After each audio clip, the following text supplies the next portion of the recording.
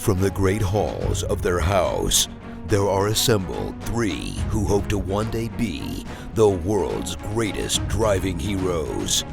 Created from the cosmic legends of the universe comes our team captain, the Vision, Bill Fisher. Their soon-to-be Wonder Woman, Vicki Fisher. Our Captain Marvel and head flight trainee, Jennifer Skripchuk. And our Batman, the master of tools, gadgets, and all things mechanical, our mild-mannered soon-to-be billionaire, Alan Danvers. Their mission, to fight injustice, share what is right and wrong, to get you out of your house and come out racing with them, and serve all mankind. They are the Garage Heroes in Training Team.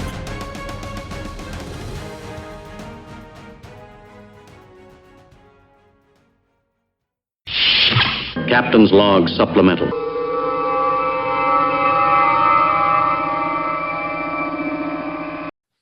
So, Miss Vicki. Yes, sir. Do you remember when we were watching those WRL events and some of those Grid Life events where you used to see the in-car video and it had like the cameras seeing front and back, but it also could see all the telemetry and everything that was going on? Mm-hmm. You know, most of the ones that we liked were taken by the Sentinel system. Remember James came on our podcast earlier? Right. You know, we have no excuse since he lent us one for trial and demonstration purposes. We should actually probably put that in one of our cars. Maybe two. I really think we should. I think we should. I know. Because then we'd look like the immature endurance racing team that we are. Oh, wait, I mispronounced that, didn't I? Sorry, my bad. We could So what does the have, Sentinel system do? we could have 3 cameras with picture-in-picture. We could have, if we ever get the AIM system to work, open invitation to anybody from AIM to come on and give us a little bit of love. We need some help. And then we could have all our telemetry on there. And then we can have it streamed live into the paddock or around the world to our millions of fans. We're apparently very popular in Kenya right now. Don't know why, but that's fine. And it can integrate all the available race statistics from like Race Hero and everything. So we could actually see how we're doing on video. We wouldn't even have to carry around our phone anymore. Live. I love it. Dominating with Dawson. All right. You ready? You ready, Dr. Dawson? What do we got? I got something for you. Ben Dawson, I have a question. It is about lower power cars. Ooh. I think you may have a little experience on this particular. Probably not as more than you wish, but you know, it's still in a car. So yeah, I know how to do it. Okay, so here is the question that was written in, and I did not take notes. So it's a listener question. That's right. I don't have a code name for them. I forgot to do this. So let's call him Tony Stewart. Tony Stewart. All right. Code name Tony Stewart. Thank you for writing in. Appreciate it. Hope you're doing well. Hope your baby is hatched well. I think they're still waiting. So, do you always use all of the track, especially when in low power cars? No. Okay. No. There it is. That's our shortest Dominating Dawson ever. Thank you. Thank Ben. you for coming. No, it's in some cases you may use different parts of the track than the horsepower cars, but whereas a higher horsepower car may need a little more area to get rotated, there are places where it makes sense for a car that's not powered as much and probably rotates better than some of the big power cars to go ahead and get their rotation done and get turned in for the next thing. It may not involve sweeping across the entire track and going all the way out to here and then turning in here, because part of driving a low power car is seeing if you can cut distance some places too. So yep, if physics aren't going to require you to go all the way out, I'm always thinking of VIR, of course, but coming out of turns 1 and 2 and on your way to turn 3, cars with a lot of power will track all the way out to the right and then turn in turn 3, although they drive all the way out to the right in between turns 2 and 3. low power cars can pretty much hit it from mid track and go maybe 3/4 of the way out and still get turned in for turn 3. And they've cut some distance on the cars that have to wall all the way out there and then come all the way back across track. So there are some places where a low power car may not need to use all the track. They probably need to use all the curves, as much as curves as they can, just to keep their car as straight as possible and stay hammered on the gas. Right.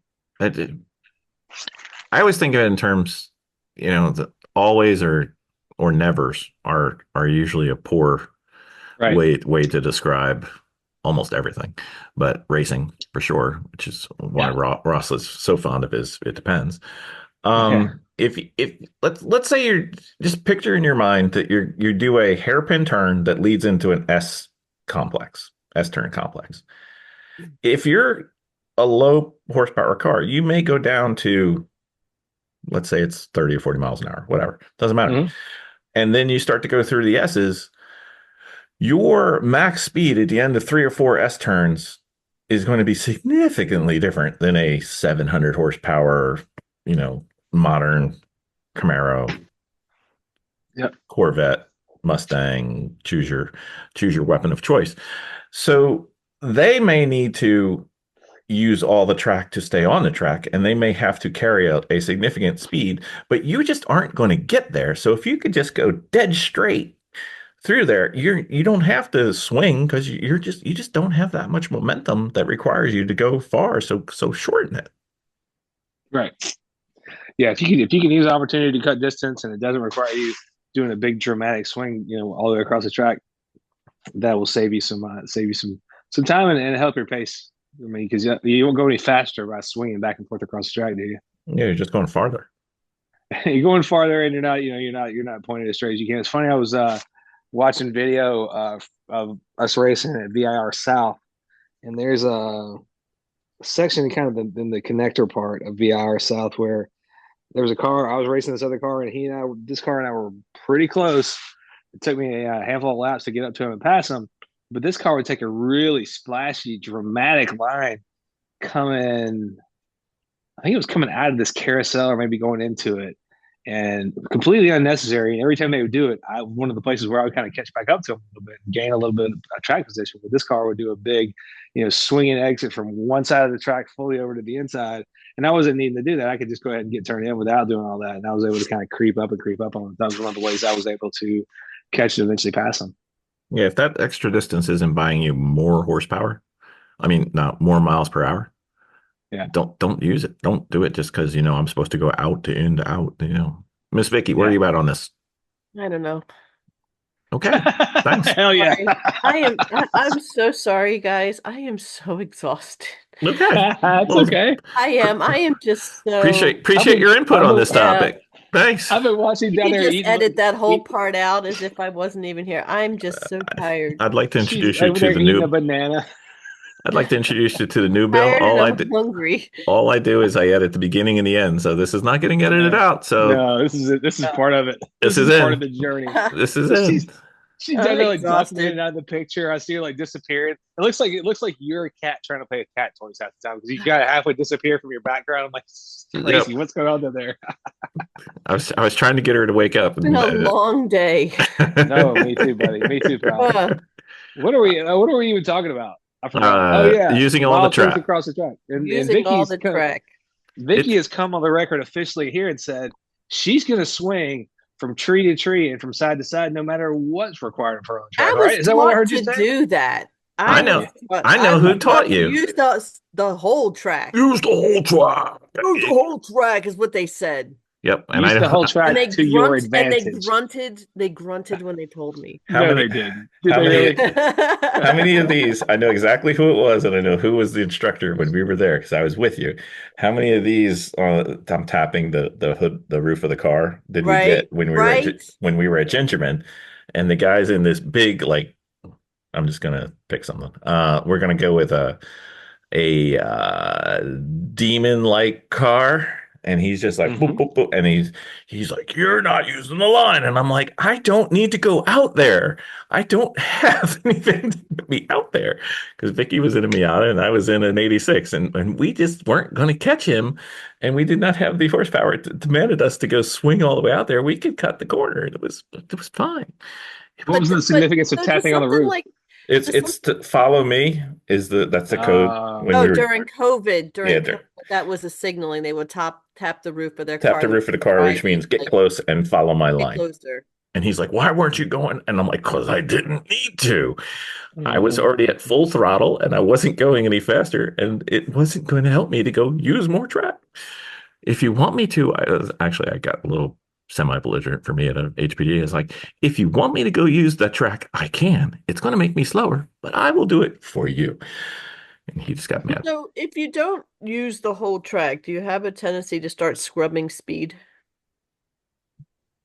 No, not necessarily. What we're talking about is, if you're able to get your car rotated and the wheels pointed straight ahead and your foot on the gas without having to, go out and use the entire track, you might be able to maintain a better pace by using a little bit and gain some ground by not using as much of the track or driving as far. Because if you drive out there, you got to drive back to where your turn is. So it might be a chance to shorten the track a little bit if your car is set up well enough to rotate and get you pointed back in the right direction. Once you're pointed back in the right direction with your foot down, it doesn't matter where you are on the track, in my opinion.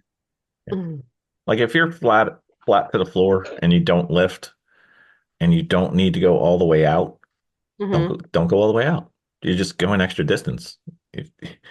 If you needed to go all the way out because momentum was going to keep swinging you out there, fine, use it. But don't sit there and say, well, the line says I'm supposed to go from the outside to the inside to the outside again. When some turns and some cars, the combination makes it, that's not the fastest way.